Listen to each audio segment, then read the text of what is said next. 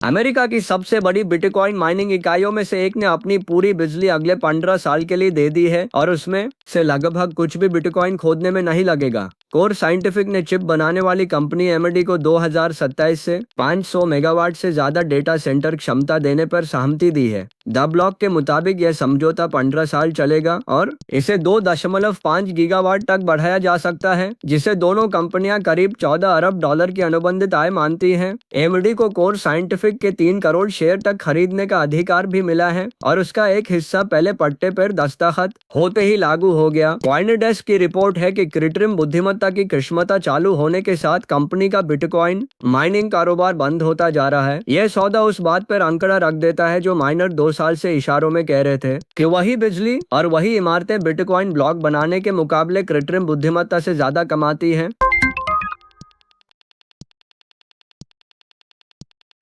America में एक tax नियम ऐसा है जिसका इस्तेमाल शेयर निवेशकों के लिए मना है, लेकिन क्रिप्टो रखने वाले उसे सालों से खुलकर इस्तेमाल करते आए हैं और अब संसद उसे बंद करने के लिए आगे बढ़ी है। मौजूदा कानून में डिजिटल संपत्तियां तथाकथित वॉश सेल नियम के दायरे में नहीं आती।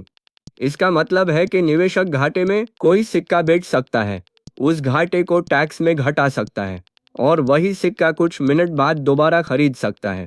शेयरों में यही काम 30 दिन तक रोक दिया जाता है। सांसद जोडी अरिंगट ने एक विधेयक रखा है जो इस छूट को खत्म कर देगा और इस हफ्ते उसके पीछे दबाव फिर बढ़ा है। वित्त विभाग ने 2024 में अनुमान लगाया था कि ये नियम डिजिटल संपत्तियों पर लागू करने से 10 साल में करीब 24 अरब डॉलर मिलेंगे।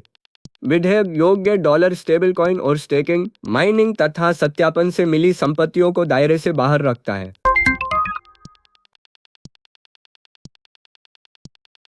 सिक्के 5 साल पहले चोरी हुए थे। आपराधिक शिकायत इस हफ्ते दर्ज हुई है। थाईलैंड के प्रतिभूति नियामक ने एक्सचेंज बिटकब और उसके 2 पूर्व निदेशकों के खिलाफ आपराधिक शिकायत दर्ज कराई है। नियामक का कहना है कि उन्होंने मई 2021 के साइबर हमले के बारे में गलत दस्तावेज दिए, जिसमें 16 तरह की डिजिटल संपत्तियां चली गई थी, जिनका मूल्य करीब 1.7 अरब बात यानी लगभग 5 करोड़ डॉलर था। बिटकब यह नहीं कहता कि हमला हुआ ही नहीं। कंपनी का कहना है कि उसने बड़े पैमाने पर निकासी रोकने के लिए जानकारी देर से दी और से संस्थापकों ने उसी साल 31 अक्टूबर तक हर चोरी हुआ सिक्का लौटा दिया, इसलिए किसी ग्राहक का नुकसान नहीं हुआ। नियामक का मामला चोरी को लेकर नहीं है, बल्कि इस बात को लेकर है कि एक्सचेंज ने बाद में क्या बताया। फाइल अब थाईलैंड के आर्थिक अपराध विभाग को भेज दी गई है। अभी सब्सक्राइब करें